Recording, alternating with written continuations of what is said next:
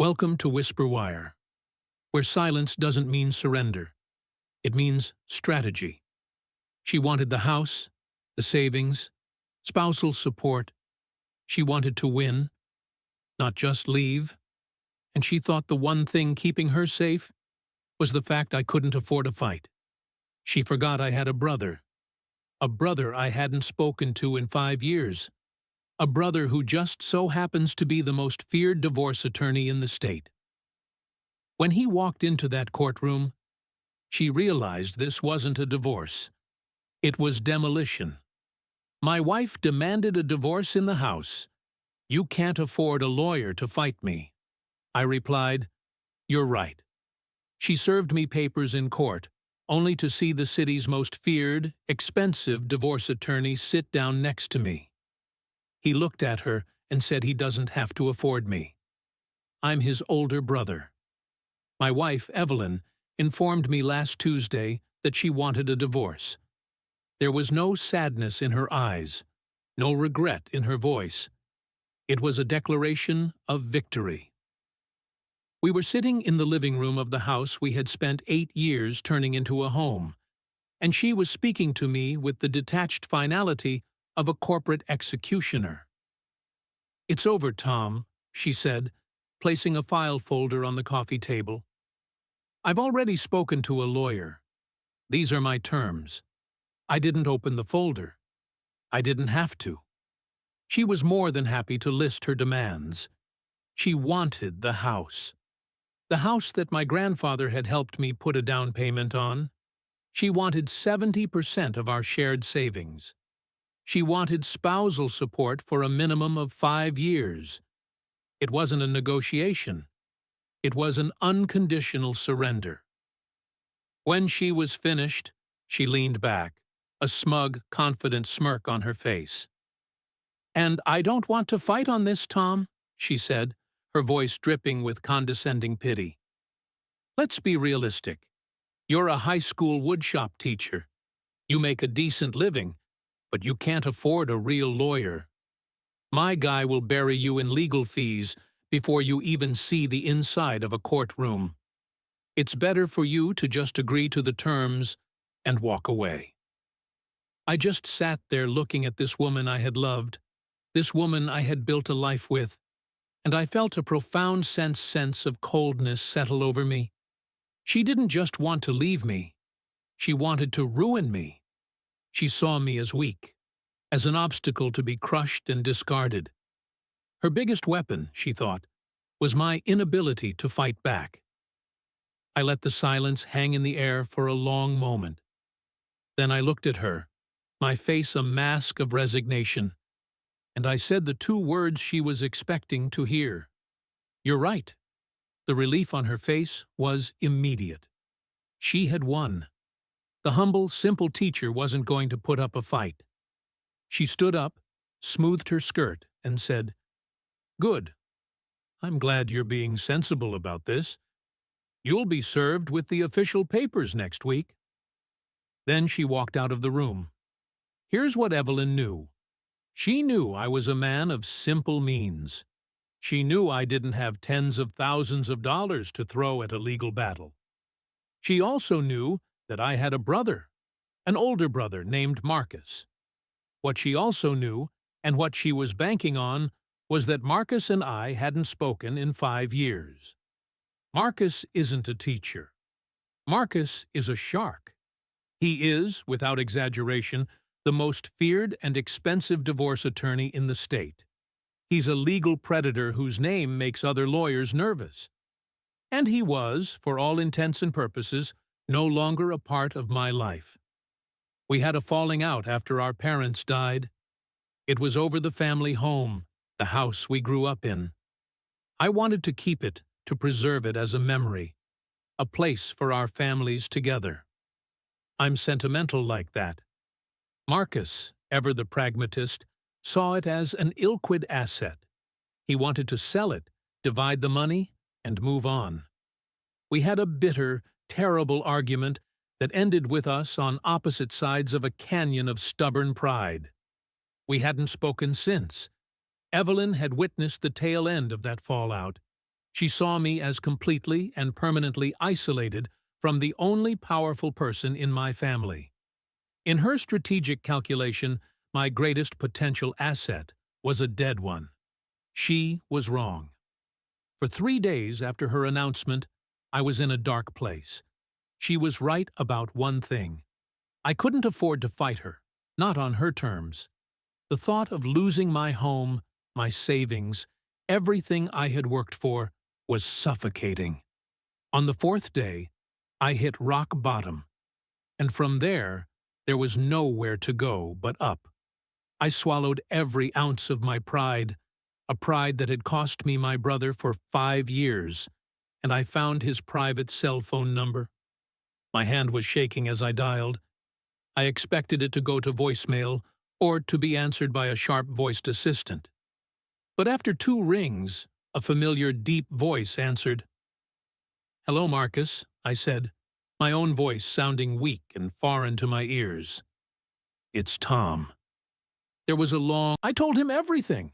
I told him about Evelyn's demands, her lawyer, her coldness, and I told him her final arrogant taunt. "You can't afford a lawyer to fight me."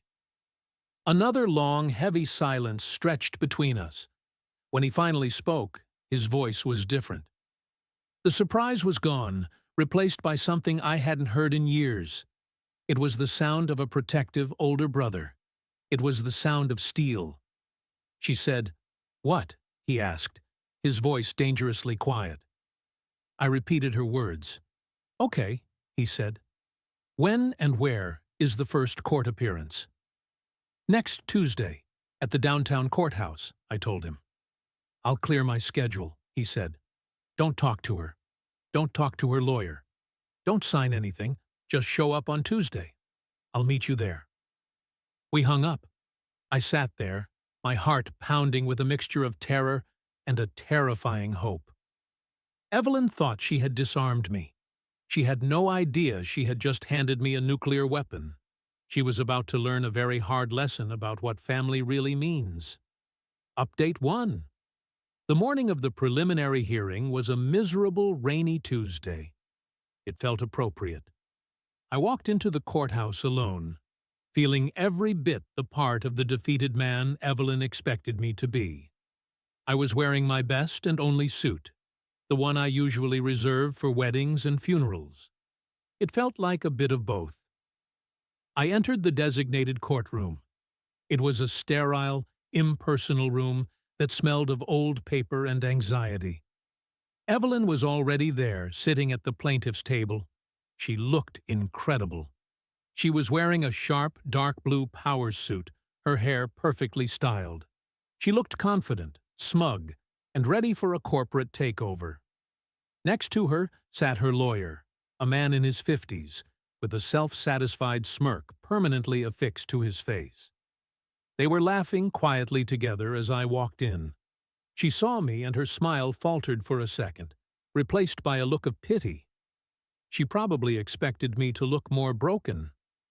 I just met her gaze, my expression blank, and walked over to the defendant's table.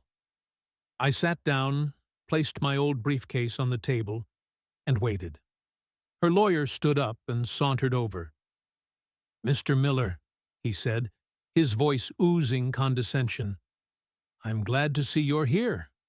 I trust you've had time to review my client's very generous proposal. If you're prepared to sign today, we can make this quick and painless."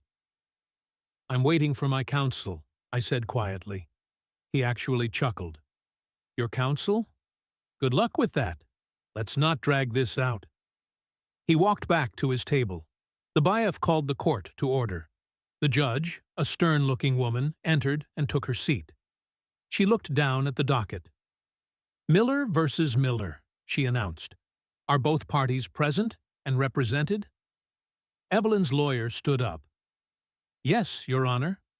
Alan Davis representing the plaintiff, Mrs. Evelyn Miller." The judge looked at me and the defendant. Before I could speak, the heavy doors at the back of the courtroom swung open with a resounding thud. Every head in the room turned. Walking down the aisle was my brother, Marcus Sterling. He wasn't just wearing a suit. He was wearing a suit of armor tailored from what looked like spun midnight and pure intimidation. He moved with the predatory grace of a panther, his expensive leather briefcase swinging at his side. A wave of whispers rippled through the courtroom as other lawyers and court staff recognized him. His reputation preceded him. He didn't look at anyone else. His eyes were fixed on me. He walked directly to my table, put a hand on my shoulder, and squeezed it gently. Then he sat down beside me, placing his gleaming briefcase on the table with a solid, definitive click. The sound echoed in the silent room. I looked over at Evelyn. Her smug expression had been wiped clean from her face. It was replaced by a mask of utter, horrified disbelief. Her jaw was slack. Her eyes were wide. She looked like she had just seen a ghost walk in and sit down at the opposing table. Her lawyer looked even worse. The color had drained from his face, and his smirk was gone, replaced by a look of pure, unadulterated terror. He knew exactly who my brother was. Marcus leaned over to me, ignoring the rest of the room. "Sorry I'm late, little brother," he whispered, a hint of a smile playing on his lips. "Tafik was hell." Then he straightened up, his demeanor all business. He looked directly at the judge. "Marcus Sterling, Your Honor," he said, his voice a commanding baritone that filled the room. "Repenting the defendant, Mr. Thomas Miller." The judge's eyebrows shot up. She knew the name. Everyone did. Then Marcus turned his gaze slowly, deliberately towards Evelyn. He looked at her, then at her terrified lawyer, and he gave them a cold, predatory smile. "My apologies for the delay," he said, his voice dripping with mock politeness.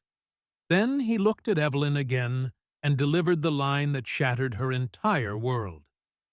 "He doesn't have to afford me. I'm his older brother." The game had just changed. Evelyn thought she was coming to a surrender. She had just walked into an ambush. Marcus opened his briefcase, pulled out a thick stack of files, and the demolition began.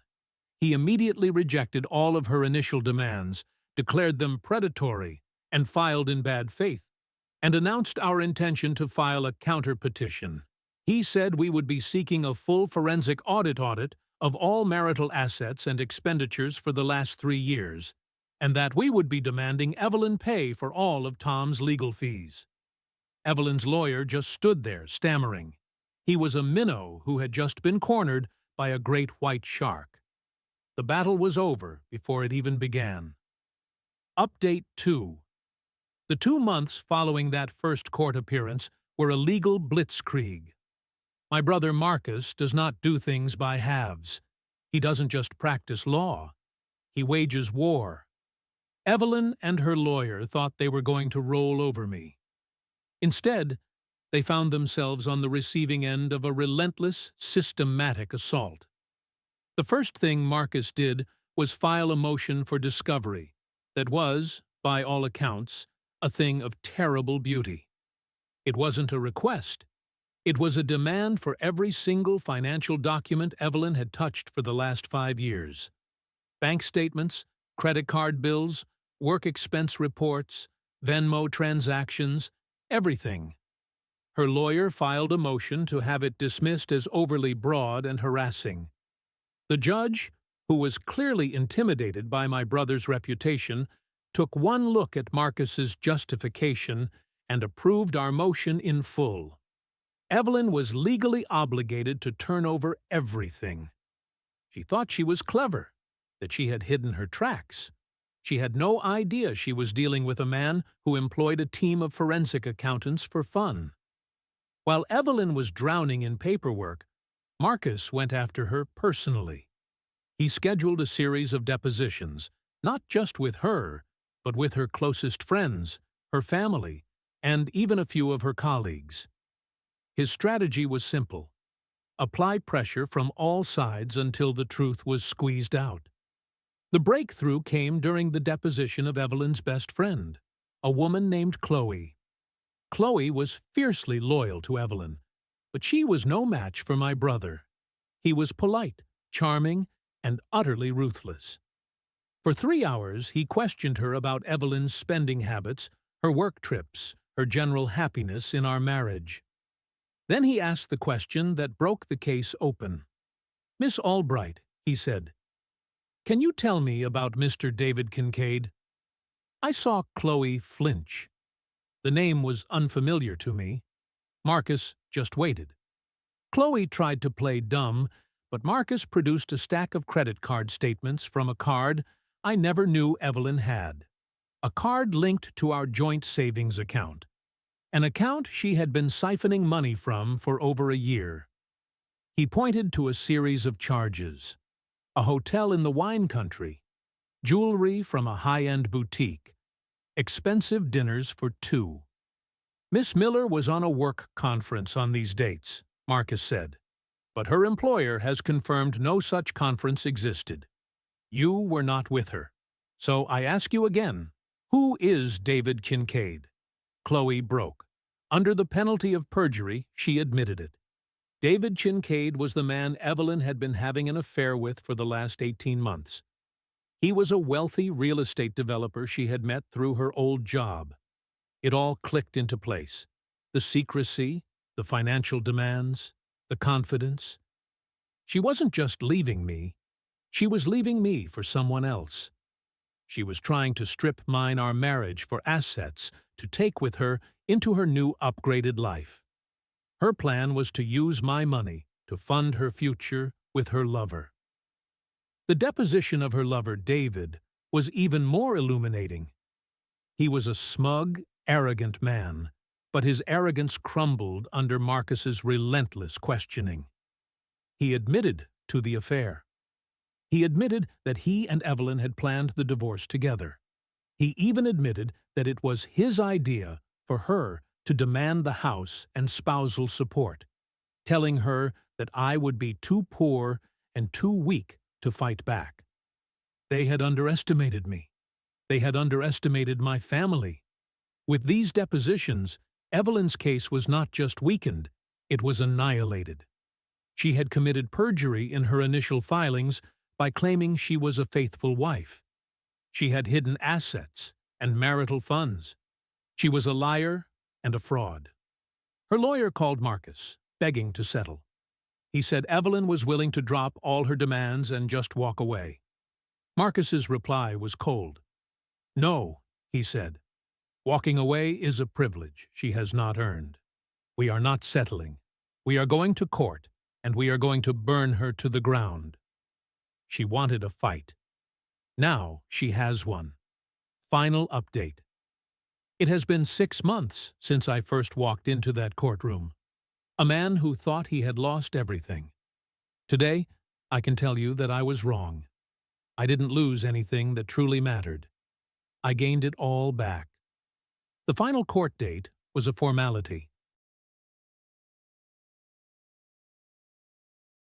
Faced with the mountain of evidence against her, the depositions, the forensic accounting reports, the proof of her affair, and her conspiracy to commit fraud, Evelyn had no choice but to surrender completely. Her lawyer, looking tired and utterly defeated, advised her to accept any terms we offered. And the terms my brother drafted were brutal. Evelyn didn't just walk away with nothing. She walked away with less than nothing. She was forced to relinquish any claim to the house. Her demand for spousal support was dismissed with prejudice. And because Marcus was able to prove that she had spent over $60,000 of marital assets on her affair, on hotels, gifts, and vacations with her lover, the judge ordered that amount to be deducted from her share of our savings and returned to me. She left the marriage with a small fraction of her original demand, a mountain of her own legal bills, and the public humiliation of having her entire sordid scheme laid bare in a court of law. The fallout in her personal life was just as devastating. Her lover, David King, faced with the legal and social consequences of his actions, dumped her almost immediately. He was a man who was attracted to a winner, and Evelyn had just suffered a spectacular public defeat. Her friends, many of whom had been forced to testify about her lies under oath, distanced themselves from her. She lost her fiancé, her house, her savings, her boyfriend, and her reputation, all in one fell swoop. All because she underestimated the quiet man she was married to. But the real story, the most important part of this whole chapter, is what happened with my brother. A few weeks after the divorce was finalized, Marcus called me. "Meet me at the old house," he said. I drove out to our parents' home, the house that had been the source of our stupid 5-year feud. I found him on the porch, just sitting on the steps. We didn't talk about the case. We didn't talk about Evelyn. We talked about our dad's terrible fishing trips, our mom's amazing apple pie. We talked about being kids. Finally, after a long silence, he looked at me. "I was wrong, Tommy," he said. "I was so focused on the money on the asset that I forgot what this place was. It's our home. I was wrong, too. I admitted I was so stuck in the past. I wasn't willing to see that maybe there was a different future for this place. We didn't sell the house. We decided to keep it together. We've spent the last few weekends out there fixing it up. We're repairing the porch, painting the rooms, bringing it back to life. It's not a memorial to the past anymore. It's a project for our future, a place for our family, the real one, to gather. Working side by side with my brother, tools in hand, has healed a wound I thought would be a scar forever. Evelyn's parting shot to me was that I couldn't afford a lawyer. Her greed, her arrogance, her belief that I was weak and alone, that was the very thing that forced me to make the call that brought my brother back into my life. She thought she was isolating me. Instead, she reunited me with the most important family I have. She tried to leave me with nothing. But as I stand here today with my home secure and my brother by my side, I realize I have. She used my money to build a future with another man. Lied, stole, conspired, and when she thought I was too weak to fight back, she handed me the reason to pick up the phone. That call didn't just bring me legal power, it brought me my brother back. We didn't just win, we rebuilt everything she tried to take. Now, she's alone, broke, exposed, and I'm standing on the porch of our family home, next to the only man who never truly left.